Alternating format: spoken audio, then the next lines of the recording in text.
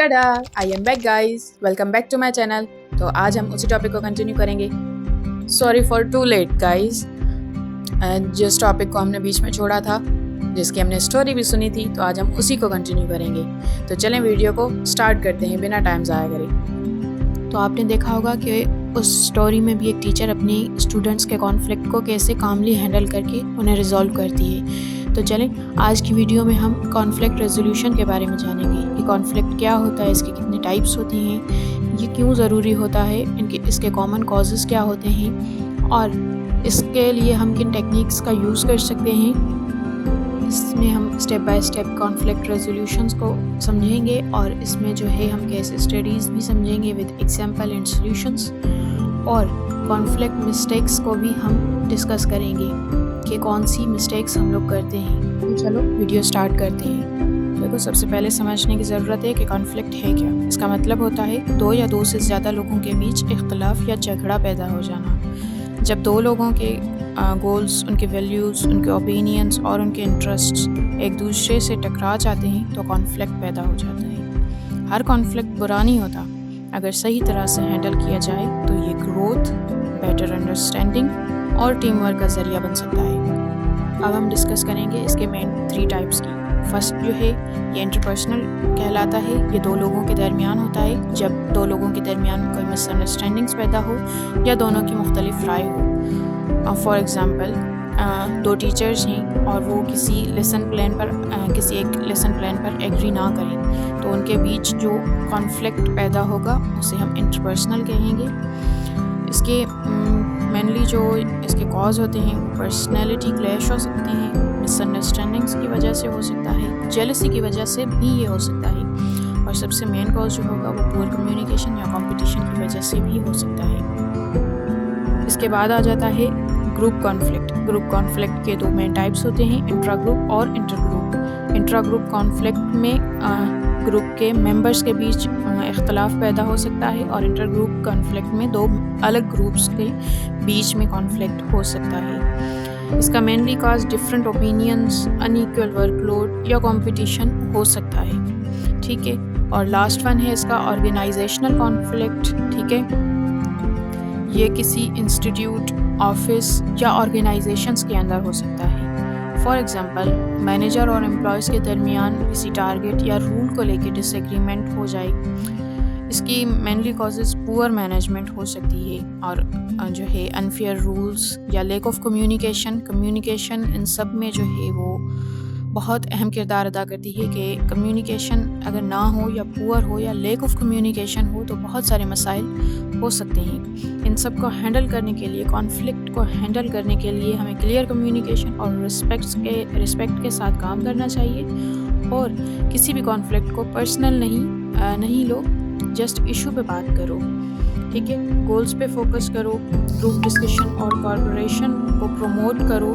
ठीक है, और पॉलिसीज़ बनाओ, और फीडबैक सिस्टम और ओपन कम्युनिकेशन को मेंटेन करो। इससे हमारे जो कॉन्फ्लिक्ट हैं वो रिजॉल्व हो सकते हैं। अब हम डिस्कस करेंगे इसके कॉमन कॉजेज़ को। ठीक है, सबसे पहले मुख्तलिफ मफादात आ जाते हैं। जब लोगों के गोल्स या प्रायोरिटीज़ अलग होती हैं तो टकराव होता है। फॉर एग्ज़ाम्पल, एक टीचर चाहता है सिलेबस जल्दी ख़त्म हो और दूसरा पेस पे डिटेल में पढ़ाना चाहता है, तो उनके बीच में देखो मुख्तलिफ मफादात हैं उनके।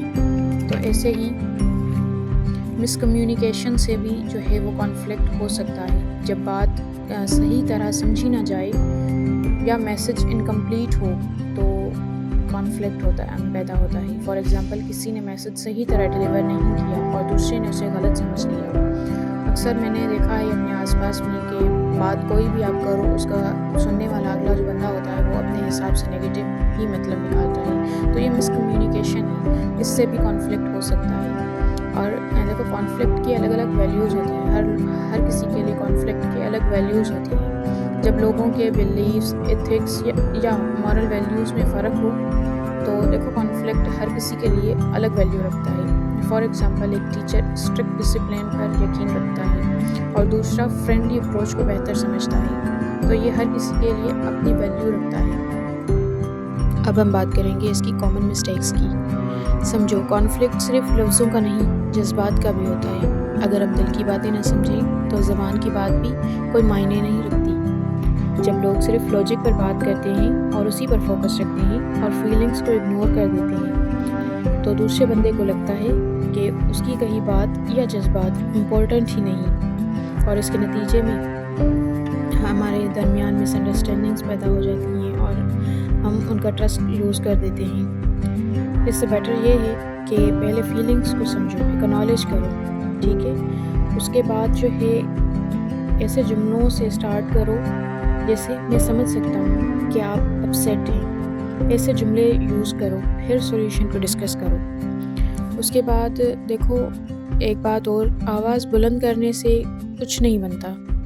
اگر رشتہ بچانا ہو تو نرم لہجہ سیکھنا پڑتا ہے، ٹھیک ہے نا؟ غصہ، ہائی ٹون یا روڈ ورڈز سے بات کرنا کانفلکٹ کو اور بھڑکا دیتا ہے، نہ کہ سالو کرے گا۔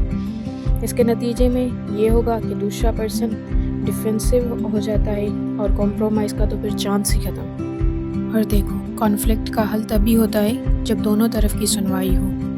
جب ایک بندہ خود ہی فیصلہ کر لیتا ہے بنا دوسرے کے اوپینین کے تو فیئرنس ختم ہو جاتی ہے اور ناراضگی پیدا ہو جاتی ہے۔ اس کے نتیجے میں ہوتا یہ ہے کہ دوسرے لوگ اپنے آپ کو اگنور محسوس کرتے ہیں اور پرابلمس واپس اٹھ جاتی ہیں۔ اس کا بیٹر وے یہ ہوگا کہ دیکھو سب سے پہلے تو کمیونیکیشن کو جو ہے وہ کاملی اور رسپیکٹفلی جو ہے وہ رکھو، اپنی ٹون کو، ٹھیک ہے؟ دیکھو ایگریشن سے زیادہ اسرٹیونیس کام کرتی ہے۔ دونوں سائڈس کی سجیشنز لو اور مل کر ایگریبل سولوشنز نکالو۔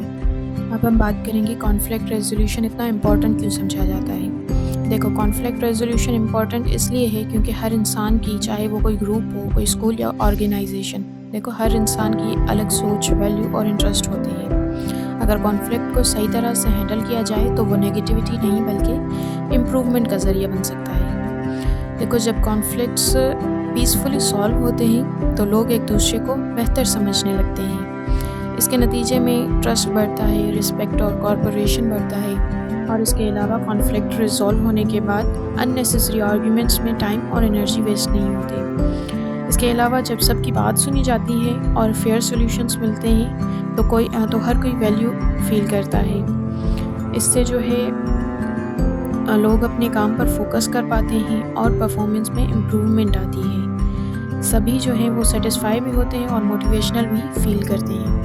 چلو اب تمہیں کانفلکٹ ریزولوشنز کی ٹیکنیکس اور اسٹریٹجیز بتاتی ہوں۔ دیکھو کانفلکٹ ریزولوشنز کا مطلب مسئلوں کو سمجھداری سے سلجھانا، نہ کہ جیت ہار کی سوچ رکھنا۔ اس کے لیے کچھ پریکٹیکل ٹیکنیکس اور اسٹریٹجیز ہیں جو میں آپ کو اس ویڈیو میں بتاؤں گی، جو آپ کو پرسنل لائف ہو یا بزنس اور ٹیچنگ وغیرہ ہر جگہ ہی کام آئیں گی۔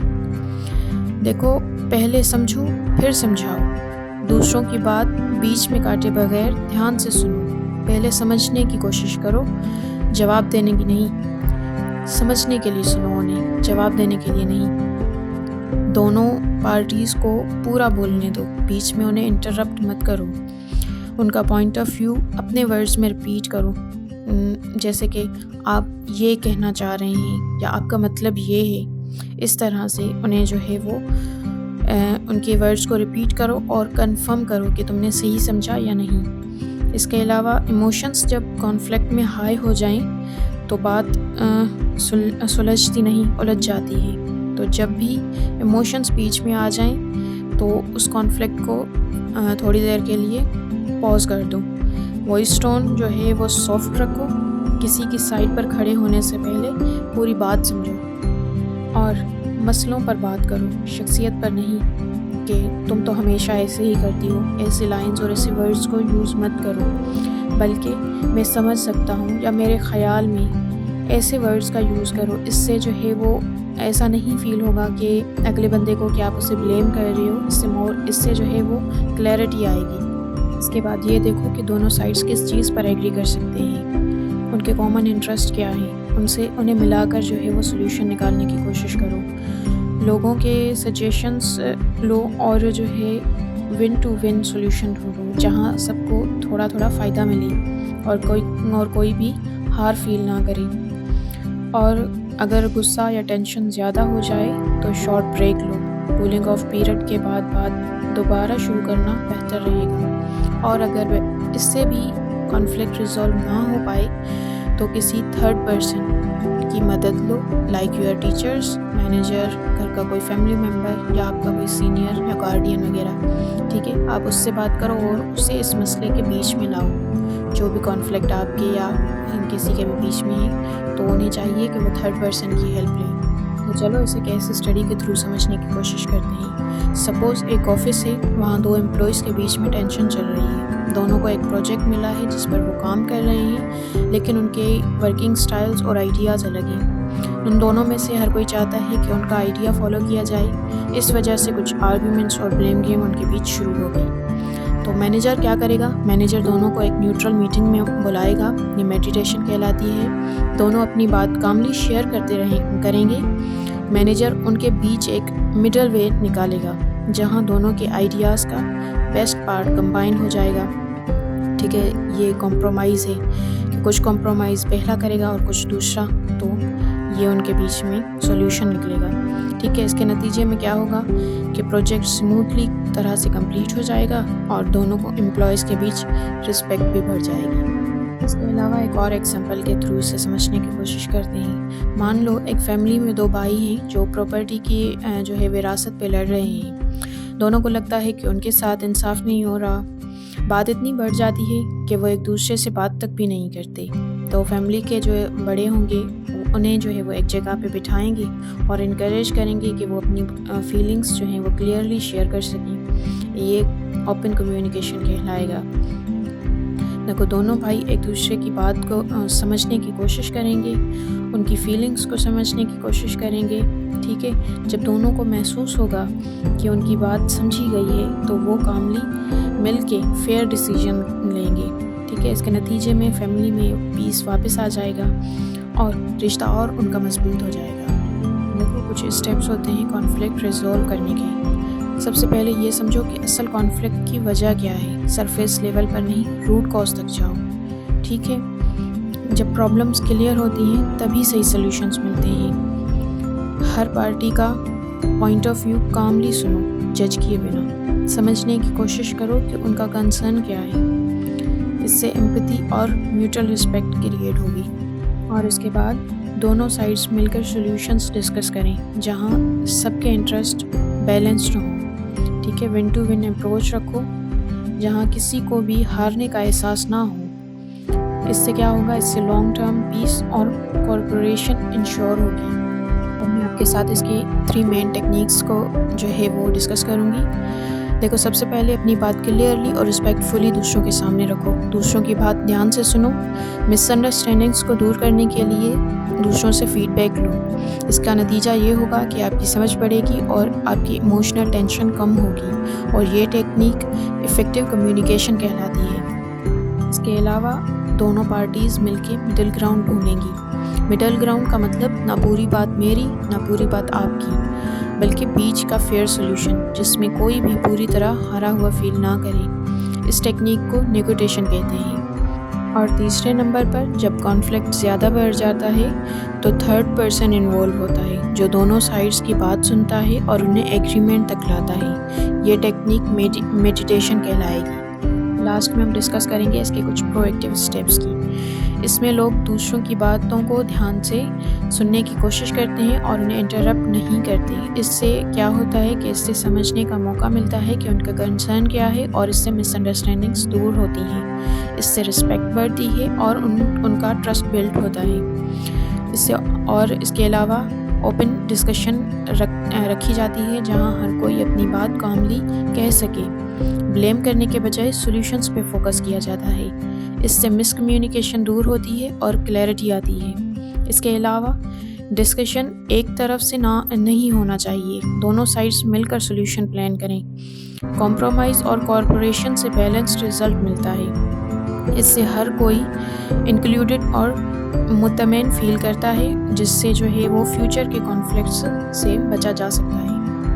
کانفلکٹ ہر فیملی، گروپ یا ورک پلیس کا نیچرل حصہ ہے، لیکن اسے ہینڈل کرنے کا طریقہ ہی انوائرمنٹ کو بناتا یا بگاڑتا ہے. افیکٹو کانفلکٹ ریزولوشن سے مس انڈرسٹینڈنگس دور ہوتی ہیں، ریلیشن شپس مضبوط ہوتے ہیں اور ٹیم ورک بھی امپروو ہوتا ہے۔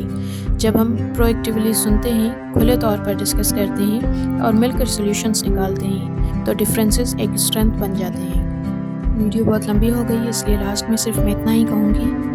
A healthy approach towards conflict not only maintains peace but also leads to growth, cooperation and long-term success. Thank you so much for watching. ایسی ہی انفارمیٹیو ویڈیوز کے لیے میرے چینل کو سبسکرائب کر دیں۔ Thank you so much for watching.